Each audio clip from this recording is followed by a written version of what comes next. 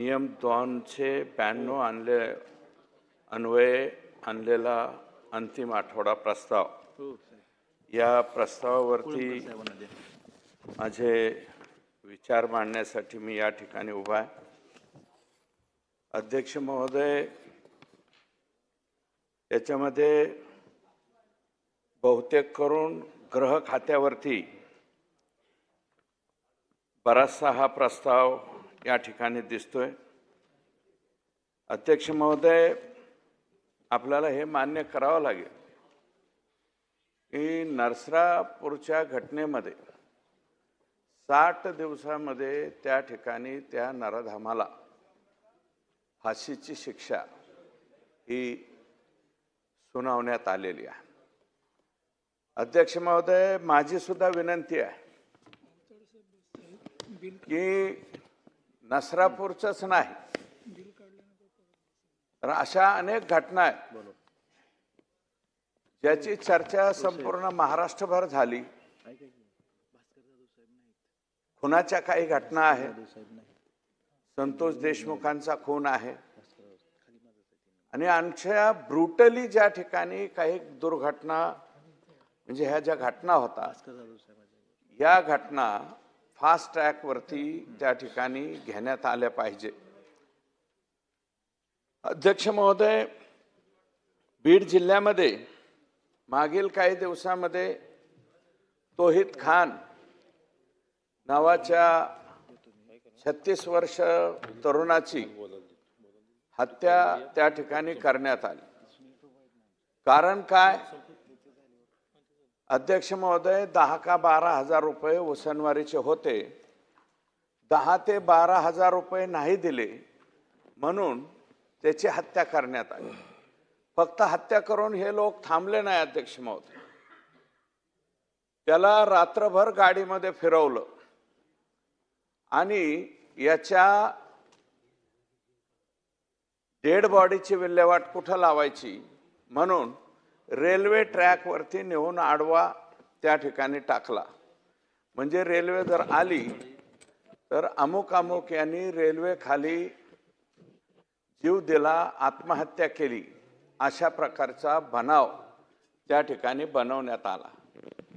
अध्यक्ष महोदय, एक कुत्र्याची कळवंड म्हणतात तसे काही कुत्रे तिथून जात होते आणि त्या कुत्र्यांनी तो आडवा मांडलेला जो मृतदेह आहे तो सरळ केला आणि येणारी रेल्वे जी आहे त्या मृतदेहाच्या वरून गेली। नंतर दुसऱ्या दिवशी सकाळी त्या ठिकाणी कळालं की याचा खून करण्यात आला।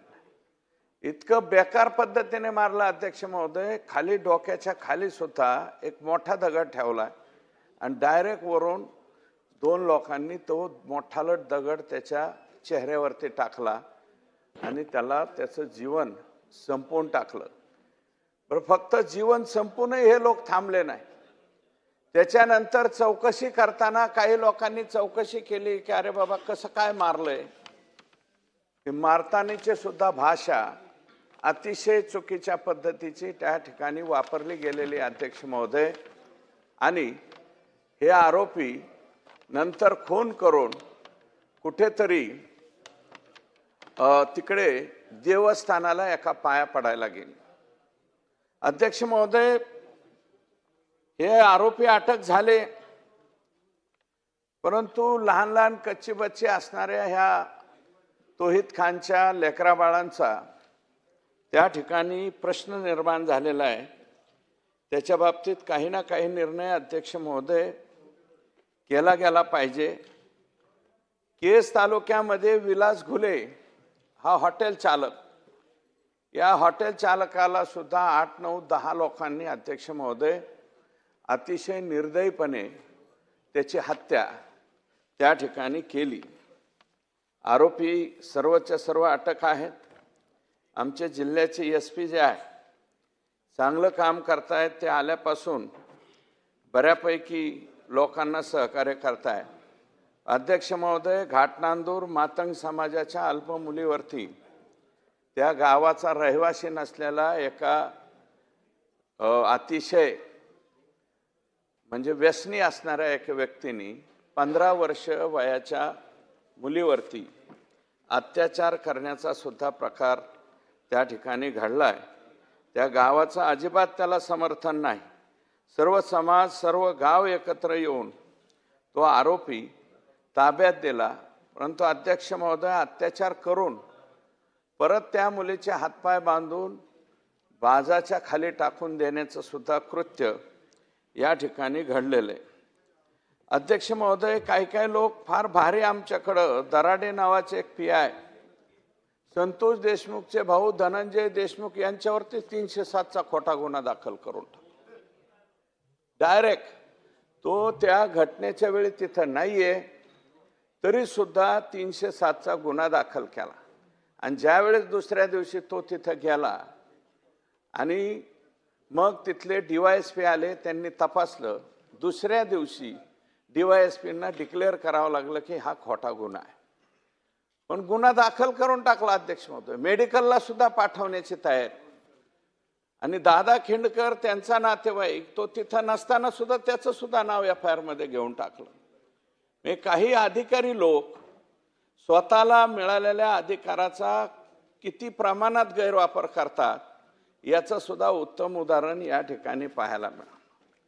अध्यक्ष महोदय, या दादा खिंडकर आणि त्याच्या भावाची, त्यांच्या फॅमिलीतली फक्त बेल्टनी हाणामारी झालेली, दोन्ही व्हिडिओ सारखेच, बेल्टनी मारामारी झाली, एकावरती 324चा गुन्हा आणि दादा खिंडकर वरती डायरेक्ट 307चा गुन्हा।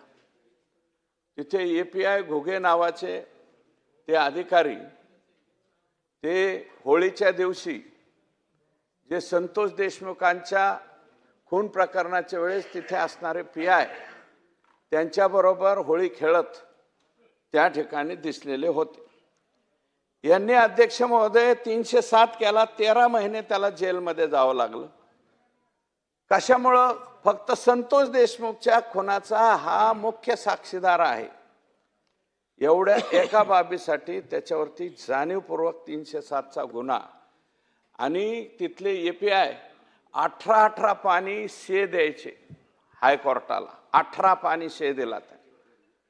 18 पाणी शे दिल्यामुळं 13 महिने त्याची बेल झाली नाही, 13 महिन्याच्या नंतर बेल झाली। अध्यक्ष महोदय, या महोदयांची पिंपळनेर या तिथून बदली झाली। बदली होत असताना सुद्धा MPDAचा ऍक्ट लावला त्याला, MPDA त्याच्यावरती आयुष्यामध्ये यांनीच केलेली एक खोटी 307, बाकी कुठलाही कसलाही गुन्हा नसताना सुद्धा MPDA सारख्या गंभीर प्रकरणामध्ये त्यांना जेलमध्ये टाकले। आता शासनाकडे आल्याच्या नंतर शासनाच्या लक्षात आलं, शासनाने अध्यक्ष महोदय ते रिजेक्ट केलं, म्हणून आता 4-2 दिवसाच्या नंतर त्याची जामीन होईल। अध्यक्ष महोदय, या API महोदयांनी काय केलंय, घुगे साहेबांनी 307ला जबानी कोणाची घेतली? त्याच्या भावाची। आणि ज्याची जबानी घेतली तो MPDA मध्ये फरार आरोपी होता। MPDAचा फरार आरोपी स्वतःच्या पोलीस स्टेशनला बोलवून घेतलाय, CCTV मध्ये आलाय, त्याची 3.5-4 तास जबानी घेतली आणि त्या जबाबाच्या आधारावर त्याच्यावरती 307 केला।